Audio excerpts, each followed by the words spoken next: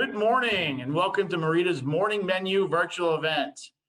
My name is Josh Byfield. I'm the Senior Account Executive at Clark Insurance and I'm the President of MEREDA. Today we'll be discussing another hot topic in real estate development trending across the country, creating new affordable housing through limited equity housing cooperatives. The convergence of current main market conditions are driving the cost of owning near urban or desirable communities. Co-ops, and specifically limited equity housing cooperatives, are one way to battle these conditions and create new and affordable neighborhoods and buildings. During today's program, we'll have approximately 10 minutes at the end of the program for questions. You'll be able to submit questions through this chat feature.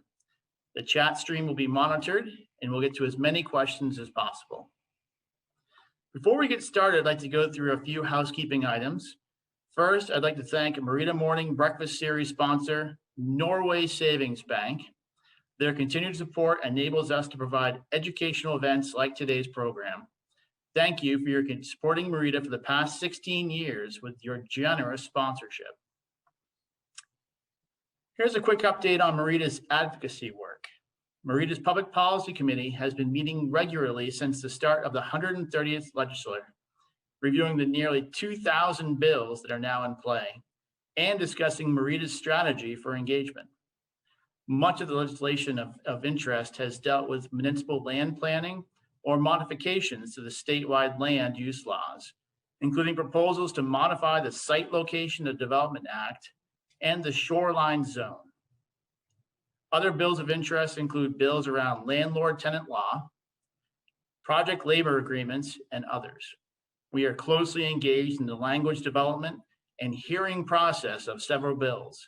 Some we support, others we believe may have good intent, but will cause confusion in the law where none currently exists.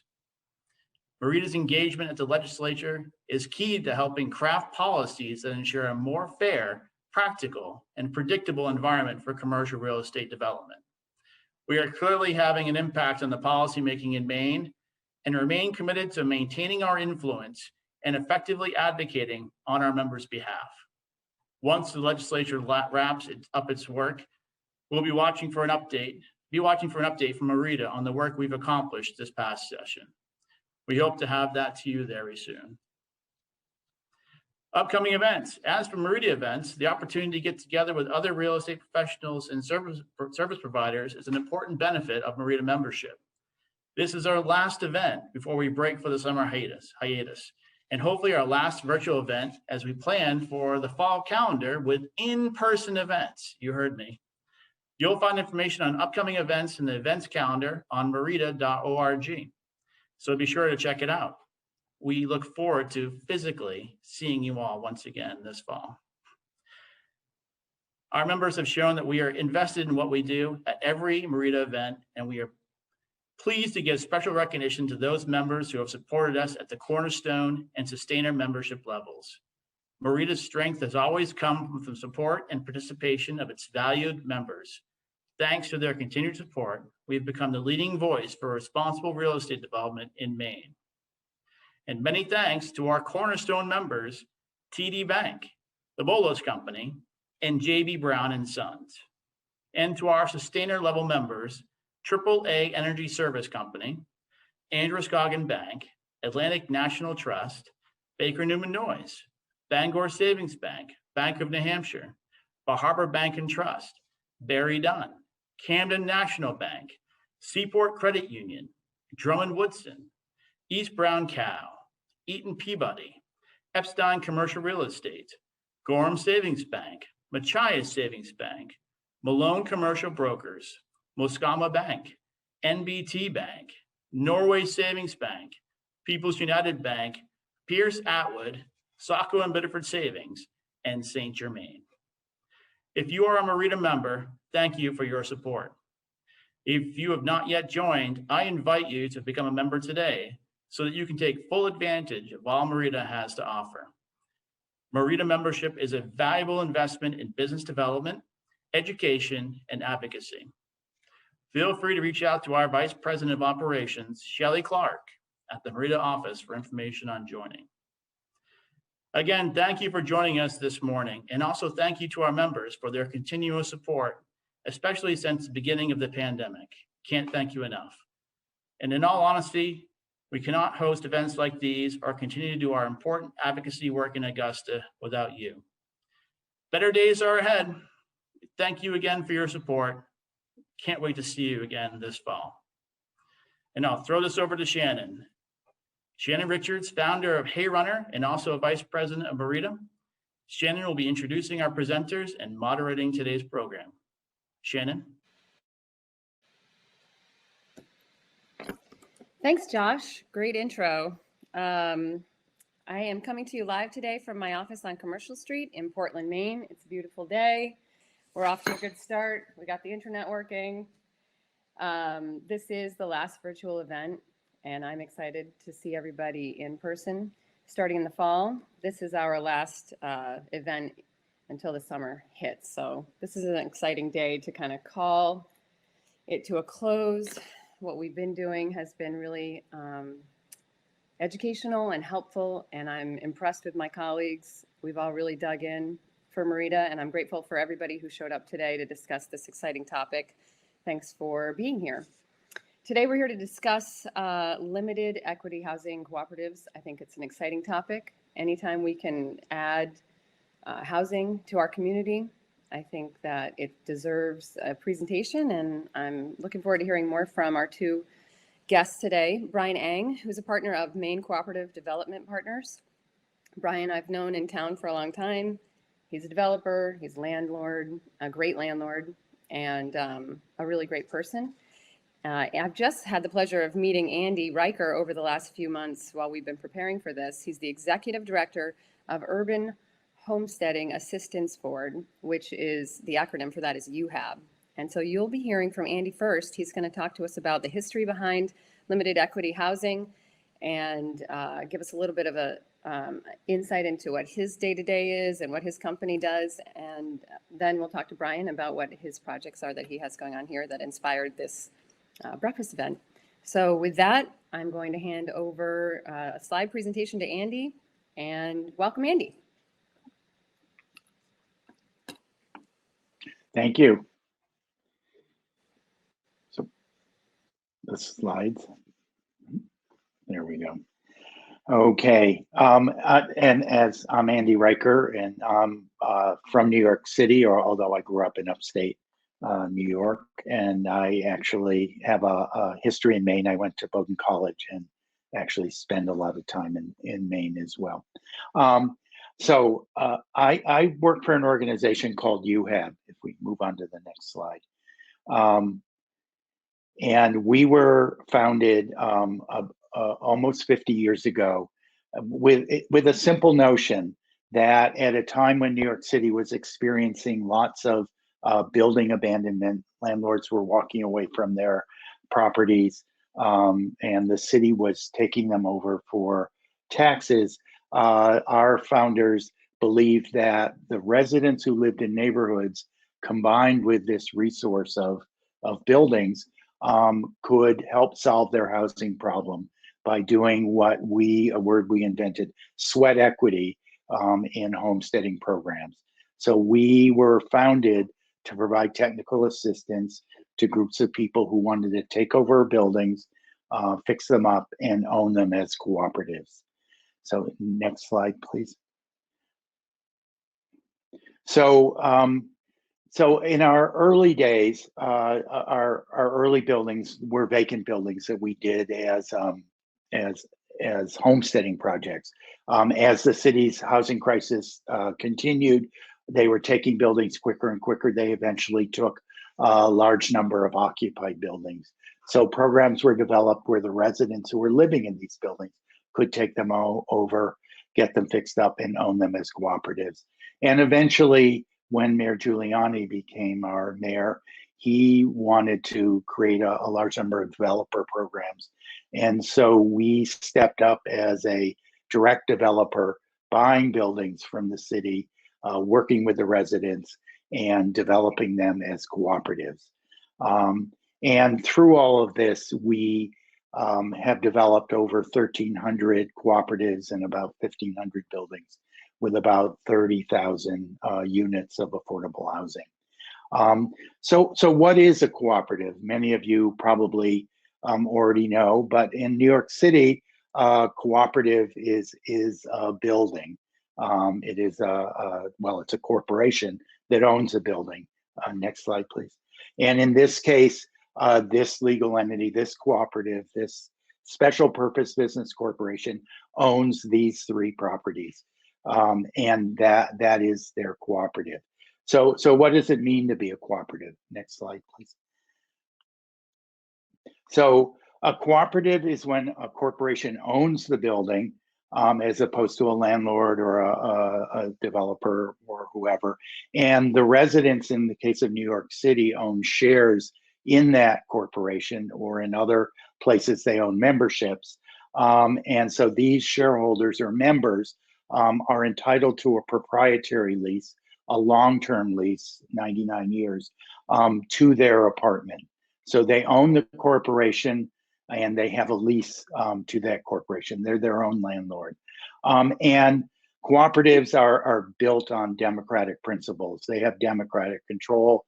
They elect all members, who elect the board of directors, and the board of directors sets policy and helps run the corporation. Next, please. So what is a limited equity cooperative? Because there are lots of cooperatives in the country, housing cooperatives that are market rate, but some of them are limited equity.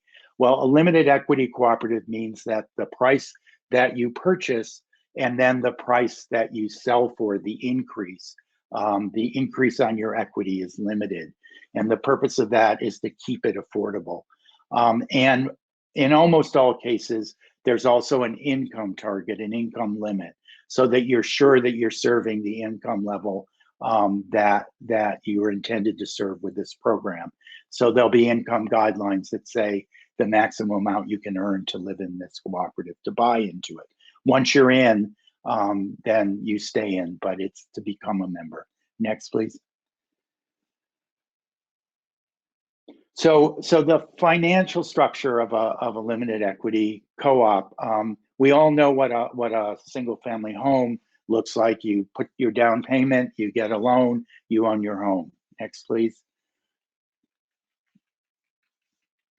Condominium, in many cases, is sort of a collection of that single ownership, and then there's some land that might be owned in common. Next, please. But a limited equity co-op is sort of unique. We have equity, and we have limited equity. We set the equity at a price affordable to the target income.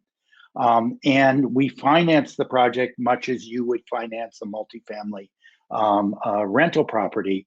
And so we have blanket debt.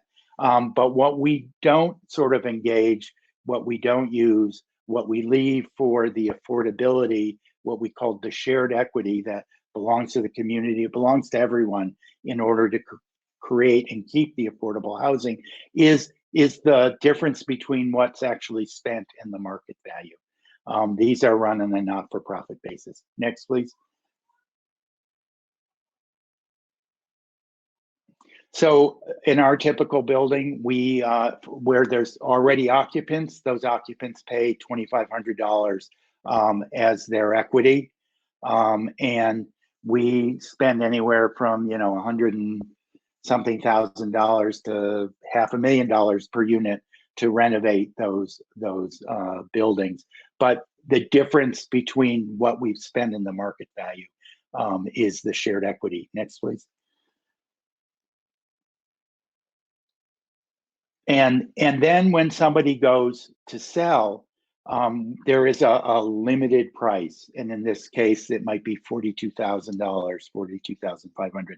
So it begins to take some of that, what was the shared equity, and it does go as a return to the individual, but at the same time, the market value potentially of the whole co-op could have gone up, so that the goal is to set the sales prices and the resale prices and the allowable increase at in a way that will keep it affordable to the target income group, not only for the first generation, but for each generation afterwards. They're meant to be permanent. Next, please. So in a typical deal, although this one is probably 15 years old, we had a total development cost for a 20-unit building, as you can see, for $2.6 million. How did we finance it? Part of it was with a bank loan. A lot of it was with city financing at very low or no interest, often deferred payments. We also, for some of the residents, are able to get first-time homebuyer grants that go into the project. And then in this building, of the 20 units, 17 of them bought. The rest chose to stay as renters. And so we had homebuyer equity of that full amount. Next, please. And so the operating costs of this building were relatively low. The operating costs are somewhat subsidized in that we get property tax abatement. We get lower water and sewer rates as being a low-income building. And for families that are unable to afford what the monthly charges, the rent equivalent, would be, they're also able to get Section 8 vouchers, the regular rental vouchers. Next, please. So, and building a co-op is a people development process. The building is very much like many of you do every day, but what makes a co-op unique is that it's the members, it's the residents who become a strong, independent co-op and knowledgeable about running their building, and keep it affordable and operating for themselves and for future generations. And so to do that, we've built a whole infrastructure to support them over the long term. Insurance, fuel purchase, ongoing training and seminars. And one of our favorite programs right now is trying to get solar and energy conservation and green energy into all 1,300 of our co-ops. We've gotten about 30 or 40 so far. Anyways, next, please. So what do co-ops look like, and what is their history? There are over 3,000 co-ops nationwide. Probably a little more than half of them, limited equity, half of them are in New York City. And this is the very first one, 1928 Amalgamated Co-op. It's 1,500 units in a variety of buildings. Just keep going through these. Co-op City is the largest. It's 15,000 units, 65,000 people. You know, Lower East Side, these are all the big New York City co-ops, but co-ops are everywhere. They look like housing that you find in all sorts of places. And many of these were financed by the federal government. Here's one in Vermont and New Mexico, hot there today, in Maine. So they're large, they're small, and they're even sometimes single family, combinations of single family homes. And they are also sometimes manufactured home parks are owned as cooperatives. So why do we do co-ops? We do co-ops because in addition to the affordable housing they provide, in the doing of the co-op, we provide a lot of extra services, and there's economic benefits, social, personal, and community. Keep going, please. So, you know, co-ops are affordable for home ownership for people who wouldn't do it. They have resale restrictions so that they not only serve one generation, but generations beyond. They have lower monthly costs over time than comparable rentals because they're owner operated. And they have perceived to have higher quality, and often do have higher quality housing than a comparable rental, because people have them and have control over how they're maintained and what they want in them. Keep going, please. We only have to finance them with the credit of the building, the real estate, because of the blanket mortgage. The individuals only need to qualify if they get a loan for their own purpose, and those are very low. They do get homeowner tax deductions. You do inherit the equity, and the foreclosure rates have been much lower for this kind of affordable home ownership than in the single family range. Keep going, please. That we find that folks in co-ops vote more than anybody else in their neighborhoods in New York City. People certainly belong to their communities. They're on their school boards and police precinct councils. We have lower rates of crime and vandalism, and people are much more involved. Next, please. And people have a high level of satisfaction. Very often, many folks in our buildings, particularly in our homesteading buildings where there was sweat equity, people learn skills that they went on to take to get new jobs, with the stability in their income and a place to live. They go on in their education.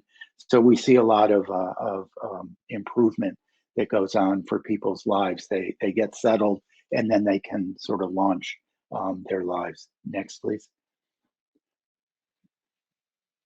So, and in New York City, it was the co-ops around which neighborhoods that were once abandoned came back. And then once we started having gentrified neighborhoods, it was these co-ops that allowed low-income residents to remain there as other prices were tended to go up and displace people. So they have a lot of benefits. Next, please. I think this is the end. Okay. Thank you. I'm It's my, anxious to take questions at the end.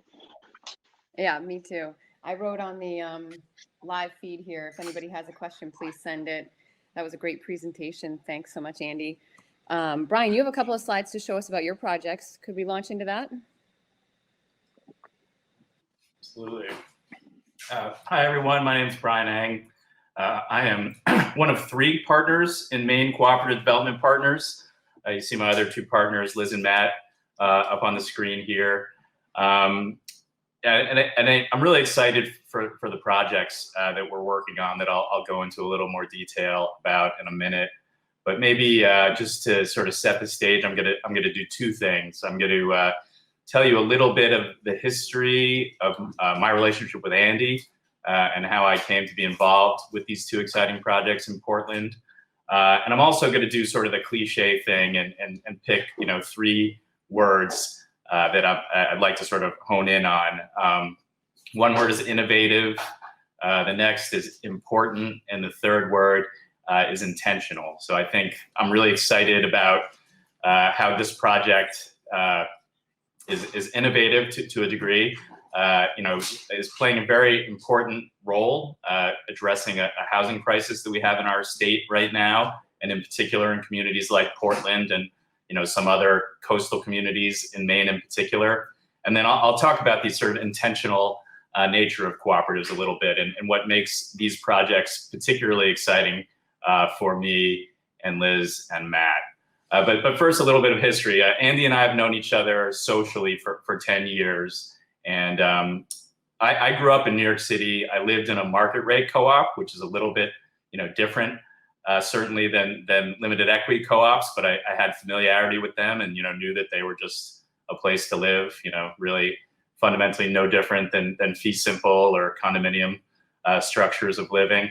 And had the good fortune to learn about UHAB over those 10-year period, talking with Andy.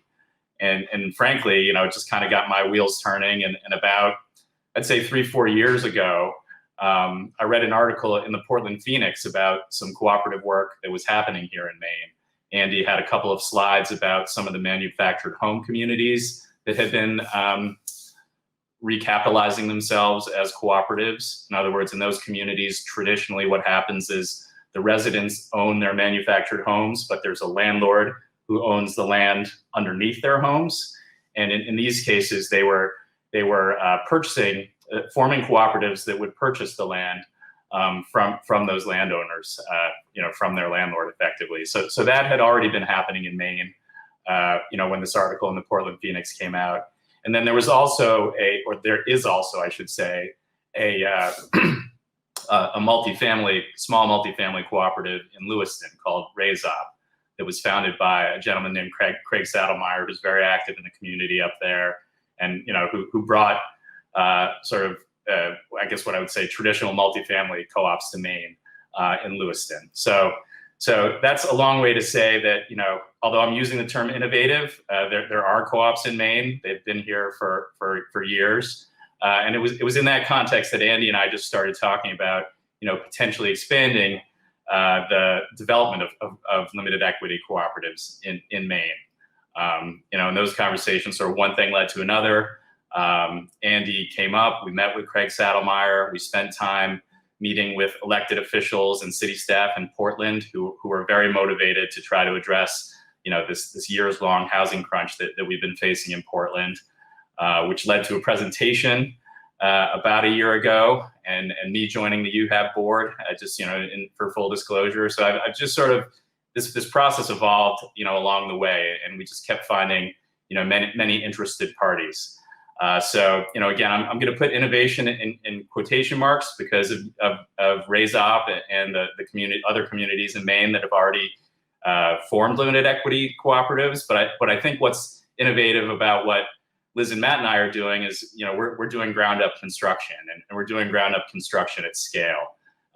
It's our hope that we can create, over 100 new homes in Portland over the next few years. Through the projects we're working on. And I alluded to, sort of the housing crisis in Portland and in Maine overall, and that's the important part. This is just crucial right now. I was speaking with the head of talent acquisition for Maine Health yesterday, and they currently have approximately 2,000 job openings throughout their network of hospitals in the state. Maine Med alone has 340 some job openings, and then the Penn Bay Hospital in Rockport has 200 openings, in the network there. And really, what's happening is, those are competitive jobs anyway. There's just sort of a national scarcity of talent for those jobs, and they're essential jobs. They can't be performed remotely. But compounding that difficulty, the competitiveness for those jobs is the housing crisis. Literally, people are applying for those jobs, and then when they try to address the housing issue, they're interested in moving to Maine from places like Boston and New York or California, and they come and they look for housing, and they either don't accept their offers, or if they've accepted offers ahead of time and come to look for housing, they're actually rescinding their acceptances because they just can't find sufficient housing. And it's not just Maine Health. BIW is attempting to hire something like 2,500 workers, and we've heard that their HR department, is telling prospective job applicants, ones again who are doing essential jobs that can't be performed remotely, that there's ample housing available within an hour, of the shipyard in Bath. And it's a real challenge we face because I think it hurts us as a state when people can't live in the communities where they work, or at least relatively close to the communities where they work. And then, we have some very ambitious climate action plans operating at the state level and the local level here in Maine. And the idea that people would have to commute from an hour away is just antithetical to that. So that's where I find this work to be very important and why I'm excited about it.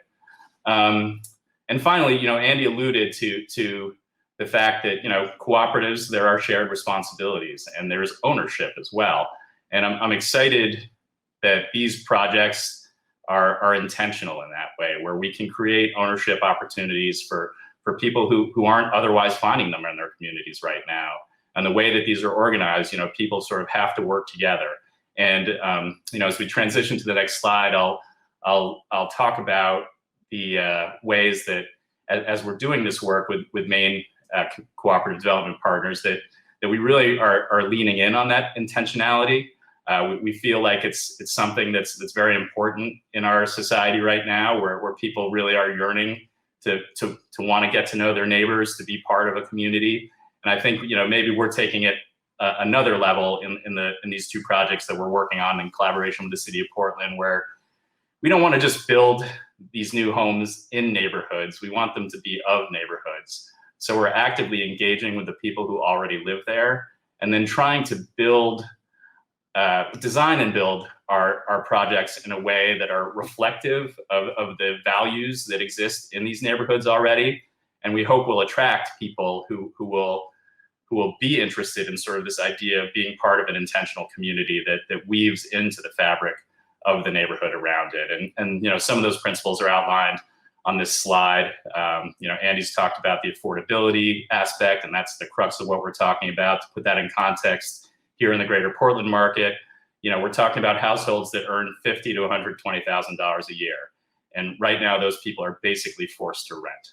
And if they want to try to own, they're getting into bidding wars in New Gloucester and Hollis and other communities, where houses are selling for 15, 20%, 30, 40% over asking price. I've talked to multiple realtors who reflect this reality. So it's a very discouraging time to be a household who makes, what appears to be on paper a good solid income, and trying to work in Portland and not face that hour-long car commute.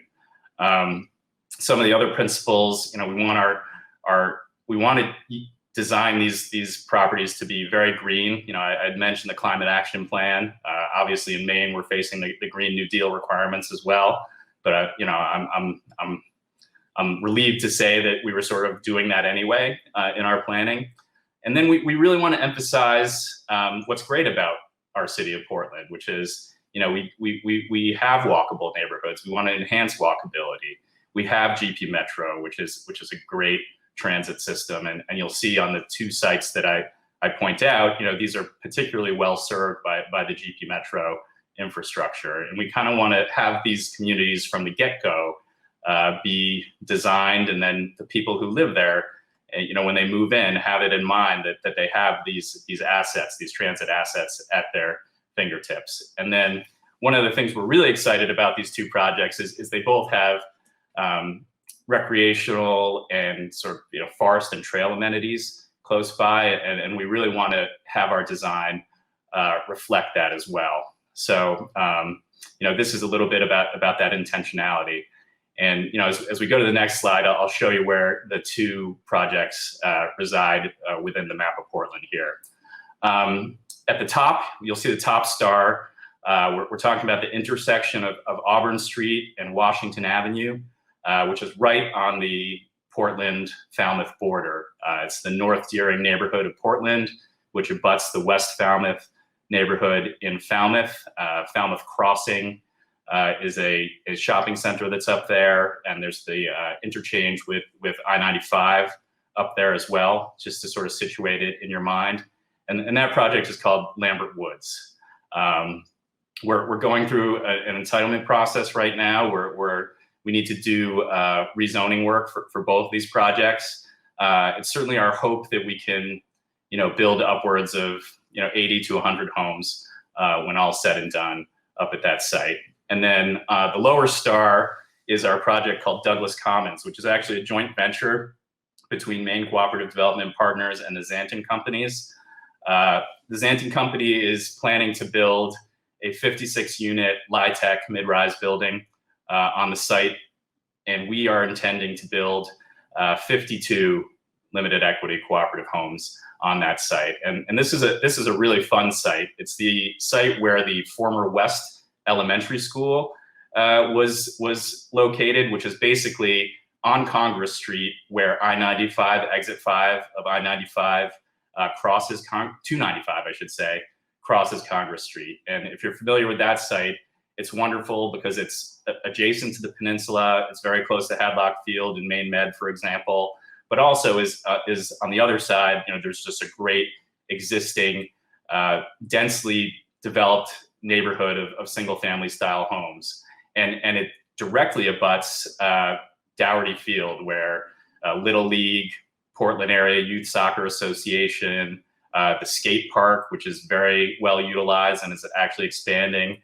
There's just a tremendous amount of recreational opportunities there. The Kiwanis Pool is located there as well. So it's just a really exciting place to be able to build some crucially needed homes right here in Portland, adjacent to these wonderful recreational amenities, and a block away from the Congress Street commercial corridor, which again is served by GP Metro very actively, as is the Auburn and Washington Street location. So those are the sites, and I've got some just basic conceptual elevation images to share with you about the two projects as well.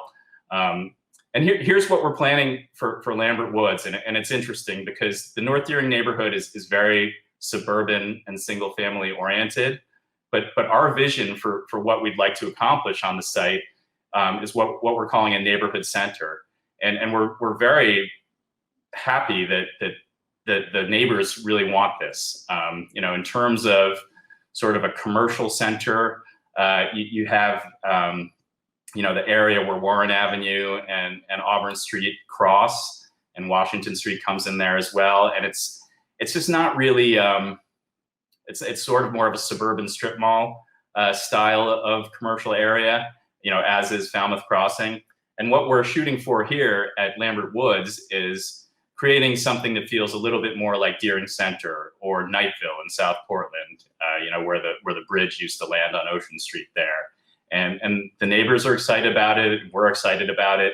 And those are the types of designs that we're at this very early conceptual stage, excited to be working on. As I show you Douglas Commons on the next slide, that's obviously a more developed area. The Congress Street corridor there is already very developed. So this is more of a design, particularly in relation to the mid-rise Xanten building that goes up, where we're really trying to leverage the proximity to Dougherty Field and to the skate park, but also recognize the fact that we're just a block away from Congress Street. We're less than a half mile away from the Portland Transportation Center, and again, hopefully deliver over 100 homes, on the sorely needed homes on this site as well. So that really kind of wraps up my presentation. Hopefully, we'll be getting some robust questions from you, and I'm happy to go into as much detail as you like, but I'm going to just kind of stop it there for now. Thanks, Brian. Excuse me. Thanks, Brian. That was a great presentation. I was just looking up on my Google Maps the locations again, just to kind of see where you're talking about, and I recognize both those spaces as being great proximity to transportation, amenities, and I think housing in those two areas is going to be well received. So I do have a couple of questions of my own. I don't see anything popping up here in the chat so far. Initially, I guess I'm looking at this, I'm assuming that we have developers watching, and we love bringing informative help for other people. And I think that's what we all talked about is, who's watching this, people who want to maybe build housing. And this is really insightful. So if we're thinking about it that way, what kind of upfront soft costs would a developer have to be able to bring, and what is the return on investment? And is that, if that's the motivation, where do you see that in the hierarchy of development? Well, on these projects, we're facing all of the traditional soft costs. We have, and like I said, we're doing rezoning on these projects as well. So, maybe even some more soft costs than your average project would face. But we are excited. We're collaborating with UHAB on the Lambert Woods project, and we're collaborating with the Genesis Fund on the Douglas Commons project. So we have some sources of pre-development financing that we're using, and we're also bringing our own resources to bear as needed. But all the normal types of soft costs are present in these projects. There's really no difference. And I do have a question. David Berto has asked, how are the two main projects being financed? Have you worked out your financing yet? That was one of my questions too. I know you've probably at least got to put it in front of some banks. You know, are you talking to banks here, and what's the general response? These two projects are using a HUD program called the Section 213 program, which is a construction to permanent loan. So I guess it's a program that's very similar to 221D4, which you know, many of the folks on this call are probably familiar with, which is a program that funds the development of multifamily, traditional multifamily, you know, rental properties. It's a government guaranteed program. So we're working with a lender called Centennial Mortgage that will be the lender for the project. So that's how we're financing these projects, other than the soft costs as we discussed, which is, you know, a separate step.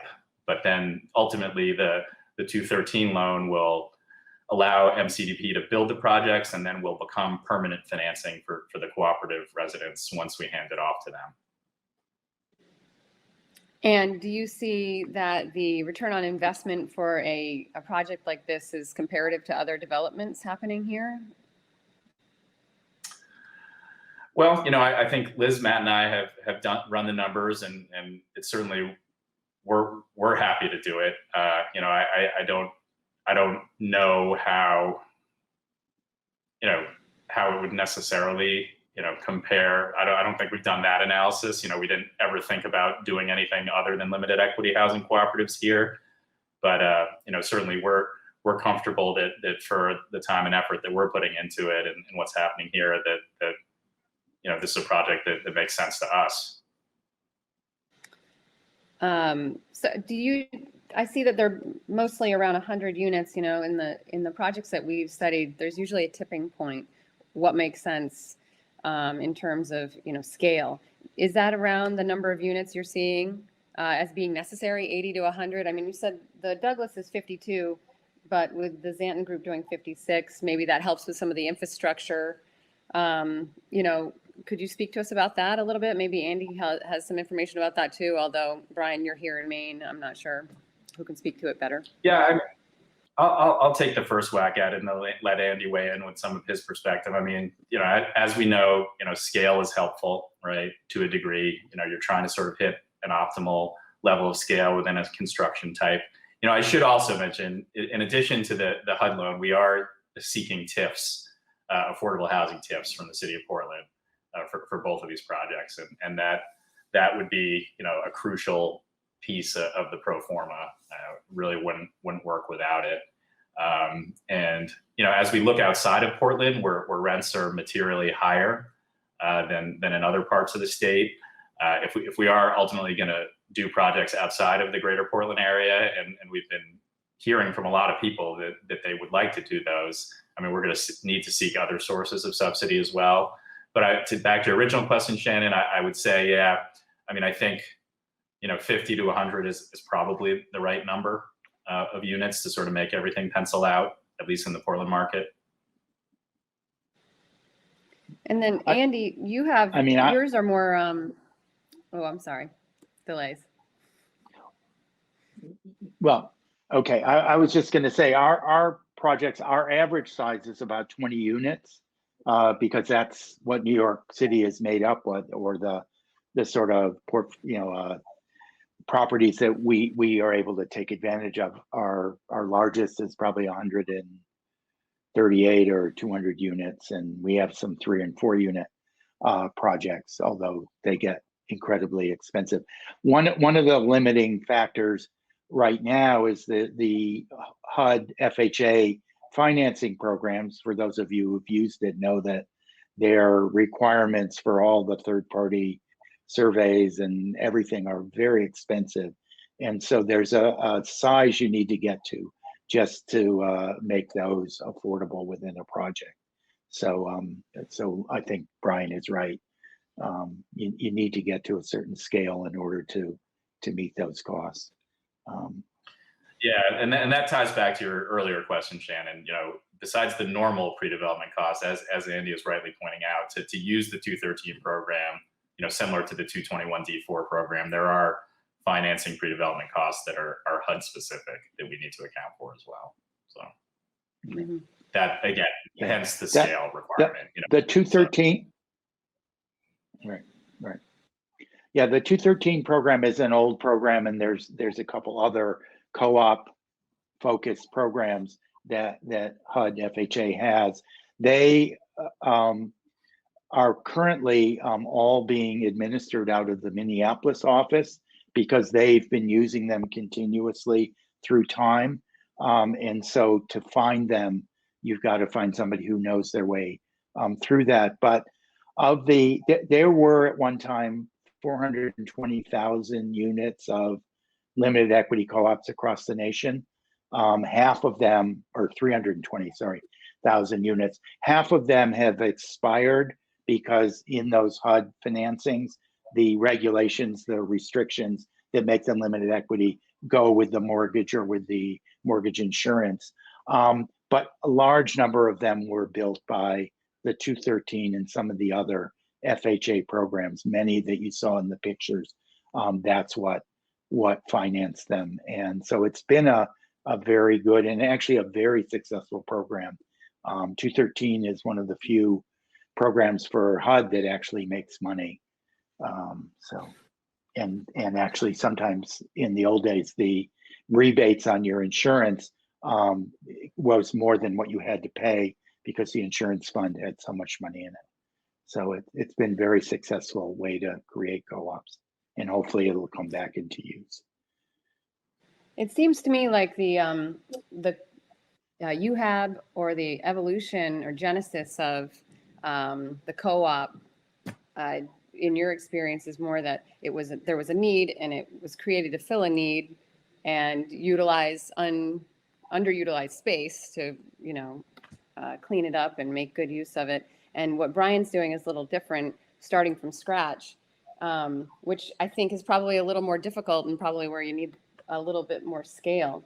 I have a question from Seth Wright. Thank you both for sharing. Could you touch on the opportunities for community investment pools in the financing structure of these projects? That's kind of an interesting thing, Andy, because I think that's where you started, was there are people renting and they wanted to create ownership. And if I'm not wrong, but maybe you could speak to that a little bit.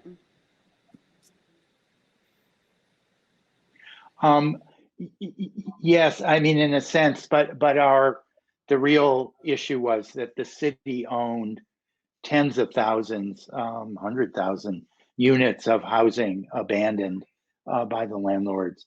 And so they were you could get them to make them available to a group of residents who wanted to fix them up and own them. And so we did that. The investment that our original residents made was their sweat equity and some cash equity. But there have always been sort of philanthropic loan funds to sort of help with this. And there are now some sort of, I guess, investment funds. The Shared Capital Cooperative in Minneapolis is available to make small loans.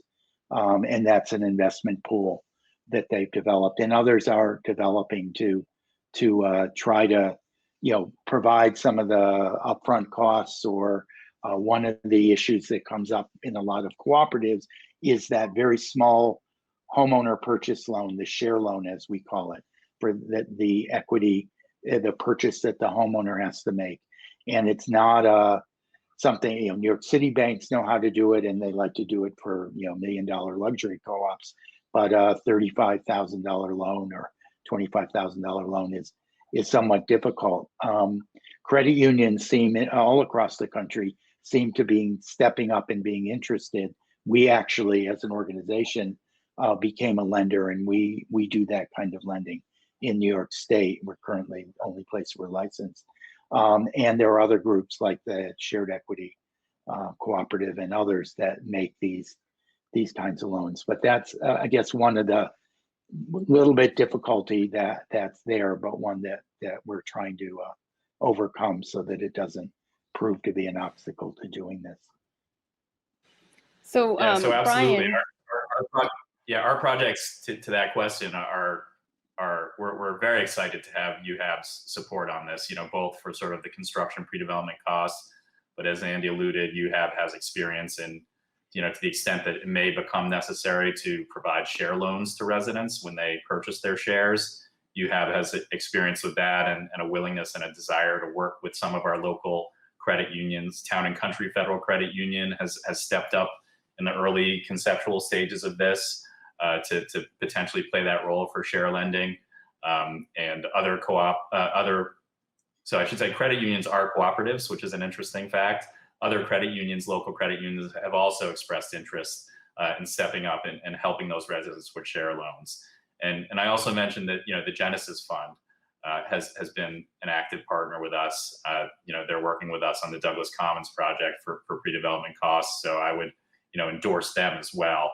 And hopefully that's getting to the question. I hope I'm not missing a nuance in terms of sort of community investment pools. But between UHAB and Genesis and these credit unions, we do have community-minded lenders involved already. I think you answered it very well. I want to touch on, before we're into the last 10 minutes of our presentation today, and I just wanted to try to break it down to brass tacks. Say I'm a broker and I'm representing a buyer who is earning somewhere between $50,000 a year and $120,000 a year, like you outlined in your previous slide. Talk to me a little bit about why this is so attractive to that buyer. You had mentioned to me before about how much money they needed to bring to the table, what kind of equity it gave to them, and where they, how they were going to grow equity. Mark Guggens is asking about the same question: how important, given how important home equity is to so many people in terms of their net worth, what sort of appreciation might a co-op member expect for their unit? So could you speak to some of those things for us, Brian? Yeah, that's a great question, and I'll start out by saying we're very conceptual, in this right now. We're still working on the construction piece right now, and there's time to modify this. And I know Andy will weigh in, with how this happens in New York. But what we're putting into our pro forma for sort of the entry price for new residents who want to purchase shares in these cooperatives is $10,000. So that's what we're targeting. Hopefully we'll hit that. Hopefully we'll even lower it, because quite frankly, what we're trying to do here is offer an ownership opportunity, but these are fundamentally limited equity situations. So, in our view, we don't want to have people think that this is about, them, making some sort of arbitrage on that $10,000 that they put in when they move in. We're excited to work with organizations like Town and Country, because Town and Country has an approach to overall financial wellness, where we absolutely want to use the co-op as a platform for helping people achieve financial wellness, but not necessarily, through home equity, which quite frankly, in my opinion, is a cumbersome way to build wealth. I think we'd rather have people have a stable, 40-year mortgage where they'll benefit from sort of the fixed housing cost piece, which as a traditional renter, you're absolutely at the mercy of your landlord. Well, I guess less so in Portland now that we have rent control. But the idea would be to build wealth outside of your home equity, which is more flexible and more liquid. So I think that's what our hope is for this, is that the co-op can become a platform for that. But I'll certainly let Andy weigh in on how it's actually happened with the 30,000 homes that UHAB has created over time. Yeah, it's one of the things that we're actually right now working on, because we also are going through a affordability crisis in New York, that even through the pandemic, that is really unimaginable. And we're trying to, I think, as Brian just said, is have a different perspective on the notion of wealth, that in fact, many people do have their homes as a way to build wealth, but that doesn't always happen. It depends upon when you have to sell it or when you need those funds. And we have a lot of experience in New York. A lot of those co-ops I showed you starting in the 1920s are still operating, and they've provided generations of homeownership opportunities for people, are very inexpensive to operate. And so you have very low monthly costs. And the buy-in prices in many of those are in the 30, 40, they originally were $5,000 and $6,000, and now they may have gone up to 25,000. We actually make loans to a number of those, and the average loans we make to buyers there are $25,000, $32,000. And so that's what you have in it. But what we see with these families generation after generation is the things that you'd want to do with your wealth. You actually have disposable income. You have very stable, low costs every month. And so therefore you have the opportunity to use the unused income that you have to, start businesses, go to school, send your kids to college. In the older co-ops, there's actually some cooperative second home communities that have been created. So people own, homes up in the Catskills on lakes and things like that they were able to purchase and sort of do all the things that you say I'm going to do with the wealth that I build in my home. But to build the wealth in your home, you sort of have to die and pass it on to another generation or try to borrow it. So our prices are fixed to sort of make the combination of what you pay monthly for your mortgage and your monthly rent equivalent in the co-op to be affordable to the families of the income targets that we want. We would love them to be affordable at 50. We usually achieve 65 to 70% of median in New York City when we do this. And then the prices, a sale of the units increase at 3% a year, and it's on a chart. So you know what you're going to get when you sell your unit 10 years from now. Certainly better than a savings account. It's not better than a highly speculative market that goes up, but it also is better than a market that might crash at any time as well. And so, but it keeps pace with the income increases over the last 30 or 40 years. At 3%, that's where low income incomes have been increasing. So that's our goal. And to sort of define wealth as all this other things that you get, in addition to the community that gets built in this, the social capital that you gain from your neighbors and just the closeness that happens in these. So that's what we try to do. And we're really struggling now in the face of this notion of making money from buying and selling real estate, your personal home, is to come up with a slightly different definition of how you create wealth from generation to generation. Those are both great responses to that. I think what resonates with me is the idea that how can I build wealth if I have to live an hour from my job? I'm an essential worker, like Brian pointed out. I can't do it remotely. And I have children I have to pay for daycare, and it takes me an extra hour in the morning to drop them off and pick them up. It adds to my deficit. And I think what you're trying to do is say, look, here's a chance to own close to, say, more of an urban area in this case. And we're going to facilitate you building your wealth in other ways by creating an easier possible life in all those, extensions. Which leads me a little bit into a question. There's two more questions that we've got here, and I think we could probably hit on them quickly. Julia Bassett Schwerin asked, will you get an energy rating, LEED, passive house, et cetera, or optimized for solar? And then also Brittany Winier Ostepka, do you feel this could be a successful model in a more rural location that may not be as walkable? I think you just mentioned a Catskills second home model, so maybe there's options there. But if you wanted to touch on those two, and then I think we'll have to sign off after that. I'll take the sort of green building question. We are designing our buildings to passive house standards. So, And then, Fantastic. Andy, I mean, I'll mention the rural thing, but I don't know if you want to take that one, but I can give a Maine perspective when you're done. Yeah, there are a lot of rural co-ops that exist. One on one of the, I think of as on an island, one of the islands in Puget Sound in the San Juans. They're everywhere. A lot of sort of agriculture communities in the South have co-op housing and stuff that's been built. And as you saw in the pictures, there are single family homes in some places and around the country. So yeah, it's applicable in all places. It's just balancing the costs and finding the subsidy if you need that.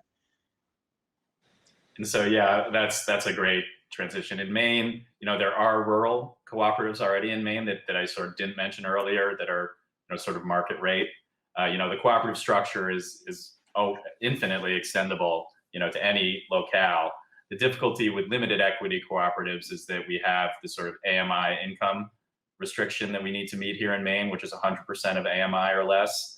And the difficulty in areas outside of Greater Portland is that 100% AMI is not very high, which makes the amount that we can charge for monthly costs also not very high. So we have a gap that we need to fill on the construction side.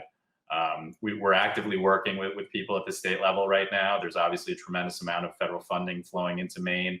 The Maine 10-year economic development plan has identified workforce housing as an issue. So we're working on that, but there are substantial financing gaps that we need to plug. That's a great response. Thank you both. Yeah, I do know that it is a priority for the state, low-income housing or affordable housing, and so it's wonderful to have you already in touch with them, bringing it to the front. It's 9:32. I have to sign off. Thank you to everybody who's brought questions up. I think that was a really wonderful, engaging conversation. I learned a lot. Brian and Andy, thanks so much for coming and helping me prepare this presentation. Have a great day. Enjoy your summer. Thanks so much. Thank you. Enjoy the day. Bye. Hope to see you all in person one day. Yeah, definitely. Right.